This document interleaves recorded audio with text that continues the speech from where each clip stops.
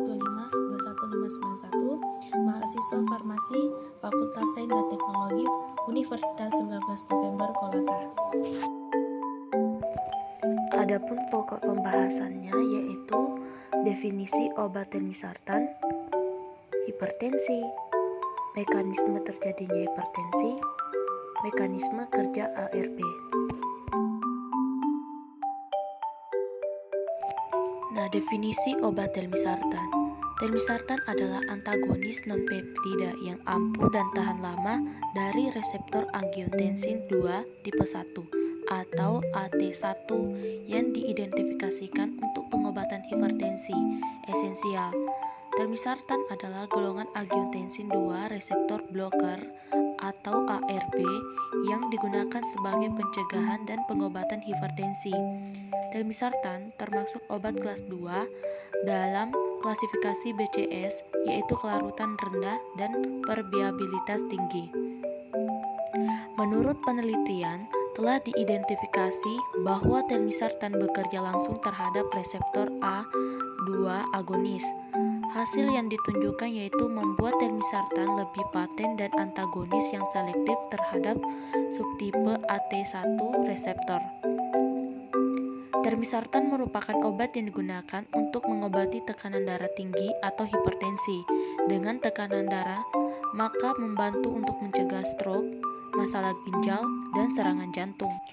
Obat ini bekerja dengan meriliskan pembuluh darah agar dapat mengalir mudah dan lancar.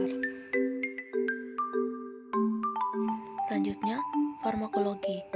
Obat telmisartan adalah ini melalui blokade sistem renin-angiotensin dengan menghambat biosintesis angiotensin 2 dari angiotensin 1. Obat ini banyak digunakan dalam terapi hipertensi. Selanjutnya, farmakodinamik.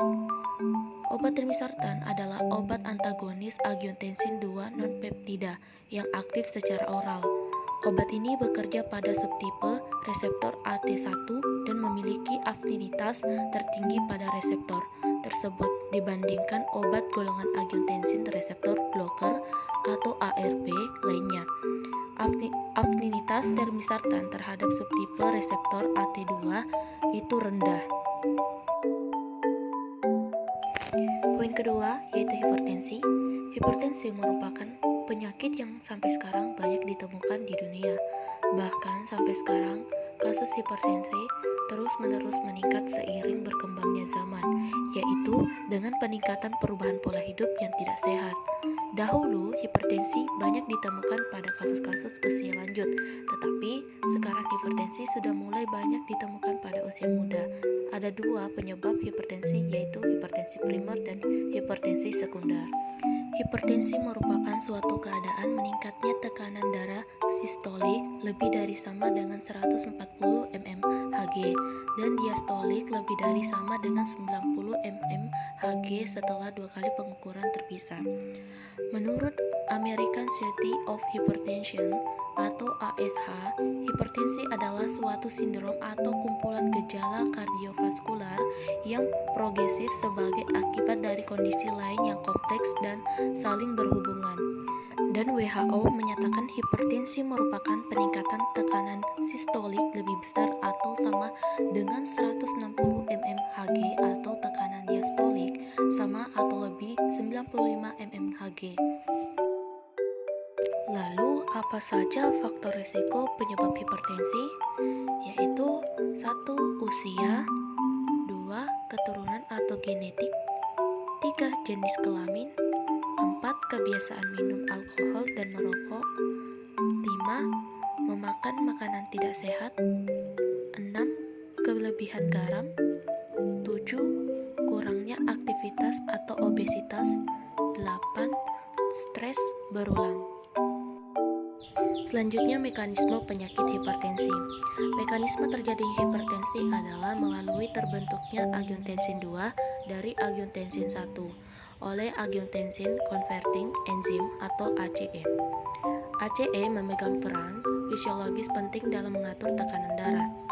Darah mengandung angiotensinogen yang diproduksi di dalam hati. Selanjutnya oleh hormon Renin diproduksi oleh ginjal akan diubah menjadi angiotensin 1 oleh ACE yang terdapat di paru-paru. Angiotensin 1 diubah menjadi angiotensin 2. Angiotensin 2 inilah yang memiliki peranan kunci dalam menaikkan tekanan darah melalui dua aksi utama. Aksi pertama adalah meningkatkan sekresi hormon antidiuretik atau ADH dan rasa haus. ADH diproduksi di hipotalamus atau kelenjar pituitari dan bekerja pada ginjal untuk mengatur osmolaritas dan volume urin. Dengan meningkatnya ADH, sangat sedikit urin yang disekresikan keluar di tubuh antidiuresis sehingga menjadi pekat dan tinggi osmolaritasnya.